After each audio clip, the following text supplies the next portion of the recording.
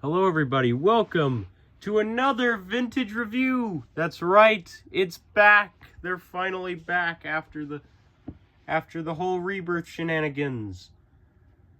And because you guys have no nostalgia, I guess. Because the only nostalgia you have is the Mattel toys. Darn Gen Alphas. Gen Z is superior. I think you know that. Just want to let you all know. But let's get the obvious out of the way. I actually felt like making a video today instead of forcing myself to make a video, because you could very clearly tell I forced myself to make that 93 Classic T-Rex video, because I wasn't exactly too happy in that video. I was like, sure.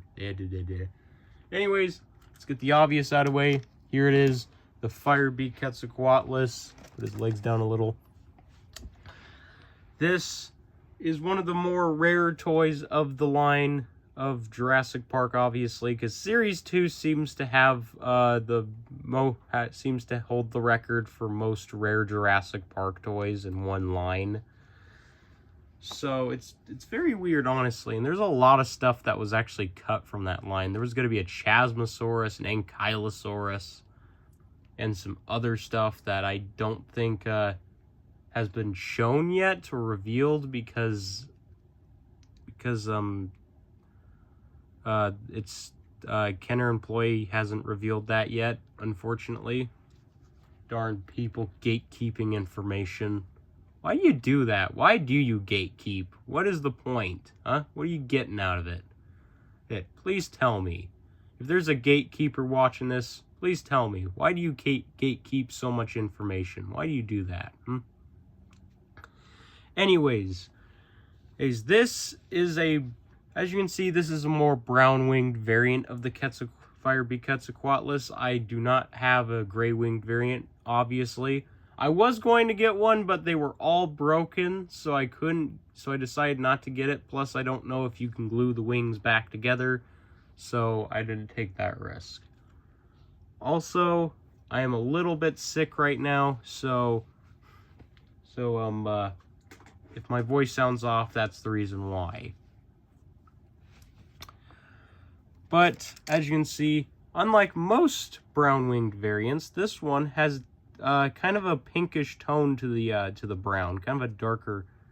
It's more of a darker brown with a little bit of pink in there almost. You can't really see it unless you're in person. It's hard to explain because I'm an artist and I'm able to nitpick all those tiny details that most people probably can't. Although, at the same time, I am just the average person. But starting off at the head, which is the most eye-catching part of the whole toy, you can see that it has that really, really nice red colored beak, along with the yellow colored crest there. You can see there was an attempt to kind of blend the red and the yellow together to give it kind of that fiery effect. It looks pretty good on camera, but it doesn't look quite as nice in person. The blending on here, obviously.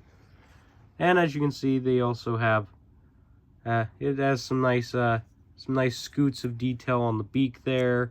Kind of like a, I don't know, some kind of bird. I don't know. Oh, I'm sure there's a bird out there that has something like that. I was gonna say a duck, but then I remembered ducks don't have that, and I would know that because I've seen a lot of ducks. I live next to a river, for crying out loud. A very filthy one, to be honest. A very filthy river. Don't know why the ducks swim in there. Also, the inside of the mouth, you can see there's some detail at the top there, some scoots, and on the tongue, there's or the inside, bottom jaw, whatever. There is some scoots on the tongue, which I kind of like, because that kind of gives off the vibe of Primitive Wars Quetzalcoatlus. By the way, I have not seen the movie. I've heard good things about it, though, and I've heard some not so great things. But I'm not going to watch the film And the reason why is because it's rated R, and I am religious, and my religion prevents me from watching rated R movies, even though I've watched rated R movies before. I can't. And honestly, I really don't see why Primitive War needed to really be rated R. The main reason why anybody actually really likes that movie is because of the action sequences. Judging by the scenes on YouTube, it's not really just the gory kills. Also, but yeah, back to the figure. And one thing you will notice is that there's not a lot of detail on this toy, because that's the thing about the plastic toys by Kenner, is that they tend to have a lot less detail. I don't know why that is, but it's just the case for Kenner's toys. Well, these specific Series 2 toys, I guess. Because comparing them to some of their other plastic toys, they are lacking detail. Don't know why. But they still look nice.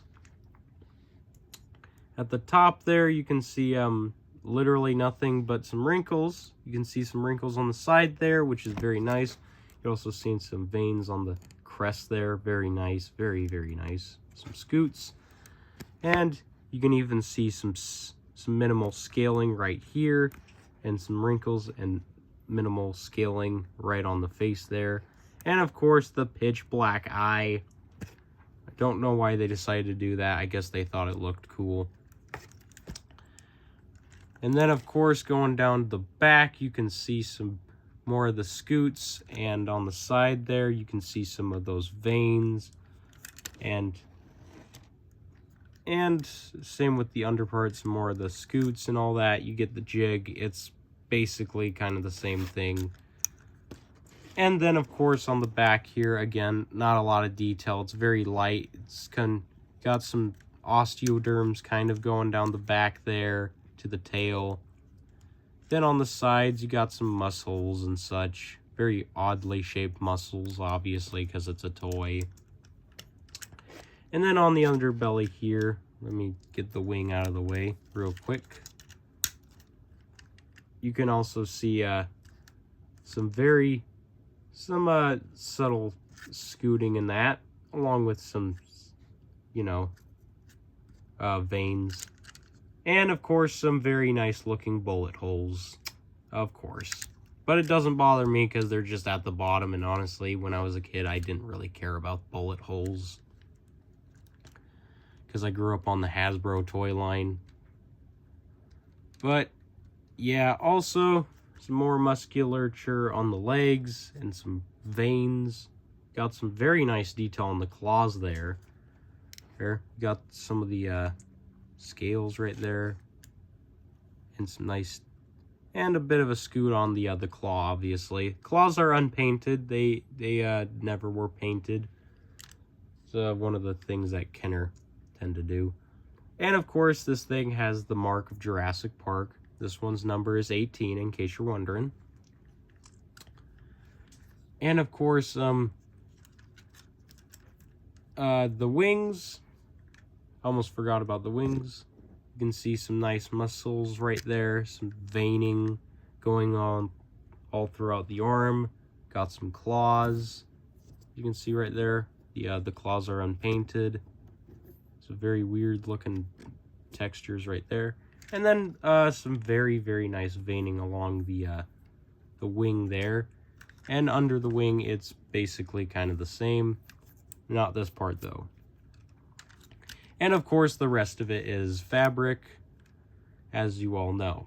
And this thing's gimmick is, of course... Oh, yeah, also, they have a little claw at the end there. Forgot about that. Forgot to mention that. The gimmick is you fold the wings in like that. And, yes, I'm able to do that with mine, because mine is in good condition. And what you do is first you got to get your hand out of the way of the wings. And then you push the button. Hopefully I can show this nicely on camera. That's good enough. But yeah, basically what would happen is both wings would fly out, and when you press the button, they flap. As you can see right there. Also, one thing I want to mention is when this thing was delivered to me, it's one of the wings was slid off. So yeah, I really appreciate that if the person who I bought this from is watching this. But yeah, hold on. And another gimmick this thing obviously has is the attack beak. It's the same bite. It's kind of, you know, just a simple bite feature, as always. Not like you would ever really have this thing bite your humans. It's most likely you would have used the claws, if anything, because the claws rotate all the way up to there. This one goes all the way around. So you could depict this thing having broken toes. So yeah, what you do is, you know, you'd put a human in on these claws. You'd get one of your figures, and then you would have this quetzalcoatlus like grab onto them and fly off with them, you know. That's basically what would happen. But another thing that this thing actually has is capture gear. And luckily, I just so happen to have the capture gear because it came with it.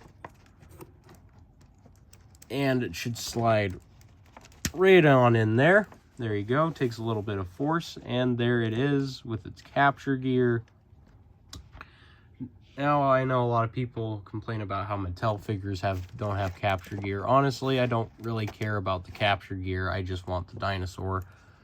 Well, this ain't a dinosaur technically, but whatever. But yeah, you know, personally, I don't really care if there's capture gear or not, because at the end of the day, you really just want the dinosaur or prehistoric creature, honestly. You don't really care about the capture gear. But yeah, overall, in terms of gimmicks and being a toy in general, it's pretty simple, pretty basic, pretty creative design. I do like the creativity put into this design specifically. I do like the fire beak. It's definitely a pretty cool little thing. And fun little thing, when this thing was delivered to me, what was it, like, I don't know what it was like paper, plastic, or whatever, and it was orange, so it was like kind of like fire, so that was kind of cool. Well, that the person I bought this from packed it in like orange plastic. It was pretty cool, kind of like it was emerging from fire or something, giving it the name Fire Beak. Pretty cool. But in terms of a rating, I'll give this thing a good old maybe 7 out of 10. It's a bit better than the Majungasaurus, I would say. It's a bit more of a fun toy. It's got a bit more creativity into it, a lot more thought put into it than the Majungasaurus. And in terms of comparisons, this, or size in general, he's not very big. Because when you compare him to this T-Rex right here, as you can see, that's kind of hard to get a good comparison because this guy is constantly on the floor. But as you can see, yeah, basically it look like they're the same size, but this guy is bigger in terms of overall body mass. Bringing out last review, the Majungasaurus. They're practically about the same size, technically, even though the Quetzalcoatlus looks bigger because it's wings. But basically, they are basically almost about the same size, I would say. Except Firebeak is the much better toy of the two. Quiet. I do not want to handle that Majungasaurus. It's too noisy. But, of course, I'm sure there's one particular comparison you're all here for. It's obviously with the Rebirth Quetzalcoatlus. Let's be honest. This is the reason why you're all here, is to see these two next to each other. And as you can see, if we are to spread this guy's wings out, wrong button, there you go. You position him like that. As you can see, fudge, I'm trying to get this to stand up. As you can see, the rebirth quetzalcoatlus is bigger by a good amount, actually. It's quite a bit bigger in general, as you can clearly see with them like that. You can't really see, but you get the jig. The rebirth quetzalcoatlus is bigger and just better in general. Obviously, I do prefer the creativity put into this one a little bit more. But in terms of quetzalcoatlus figures, this is the better of the two. This is the better quetzalcoatlus toy, because it has a walking pose. It's got roar. It can roar. It could open and close its mouth. It could go into a flying position. It's got nice posability. It's the better quetzalcoatlus. So if you want a good quetzalcoatlus, get the rebirth one. I know that Ceratech released a replacement head for the rebirth quetzalcoatlus to make it look more like the Firebeak, but personally, I'm just going to wait for Mattel to make an actual Firebeak quetzalcoatlus whenever that happens. In case you're wondering, no, I don't really care about the new Beyond the Gates reveal. It still sucks. I'm not into Sinoceratops, okay? And then comparing it to the Lost World Jurassic Park Pteranodon, as you can see, it's basically the same figure, just with a different head and different paint. They're the same thing, basically. Again, they're the same size, just that the Pteranodon's a bit bigger because it has a larger head. But in terms of which figure's better, I would say this guy has a better mouth opening feature. But in terms of which figure is more appealing to the eye, I would say this guy. But yeah, in case you're wondering, I'll probably still do a separate review on this guy at some point. When I get the smaller Pteranodon, I can compare him to that one. But until then, this is what you're getting. But yeah, obviously I would favor the Firebeak over this because the Firebeak just looks way cooler. But comparing them to the next one, hold on, there you go. The Habitat Defender Triceratops, as you can see, the Habitat Defender is quite a bit bigger than him. Quite a bit bigger. So, yeah. Not much to really say there. And of course, here he is next to an extreme Champion T-Rex. As you can see, again, it's bigger, and the Firebeak is not really in scale here. Hold on, let me get it a little bit more in scale.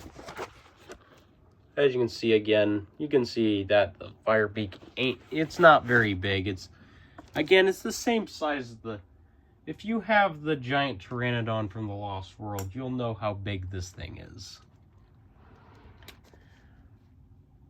Here it is next to the Red Rex.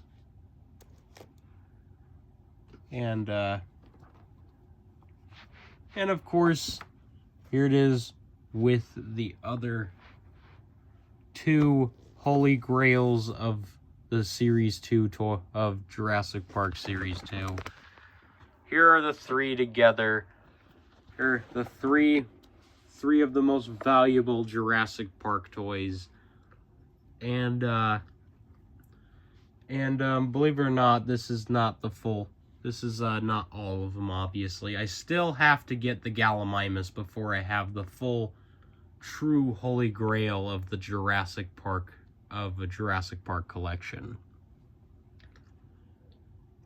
Because, you know, I already have, a Series 2 Young T-Rex in basically perfect condition, a Demon Carnotaurus, and of course a Firebeak Quetzalcoatlus that's Isn't a gray-winged variant, but it still looks pretty cool whether it's a gray-winged variant or not. But yeah, obviously these guys are bigger than the Firebeak.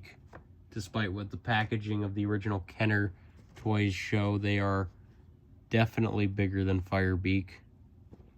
Because on the original packaging, the Firebeak looks bigger, but it's not. And of course, here it is next to the Red Rex. As you can see, it's got a pretty good wingspan, but even its wingspan is smaller than the Red Rex's. But overall, yeah, you get the jig. The Red Rex is clearly bigger. Then of course you have the Bull T-Rex. Which, please again, Mattel, please make a Bull T-Rex. I'm begging you, please make a Bull T-Rex using the Power Devour T-Rex. I swear to gosh, you better use the Power Devour if you make this thing. And also paint it like the prototype Bull T-Rex, because that one looks better than this. Not saying the Bull T-Rex doesn't look cool, I'm just saying it could have looked better. But in case you're wondering, Bull T-Rex can kind of eat the quetzalcoatlus. It can eat its head. That's about it. Because, you know, the wings kind of get in the way.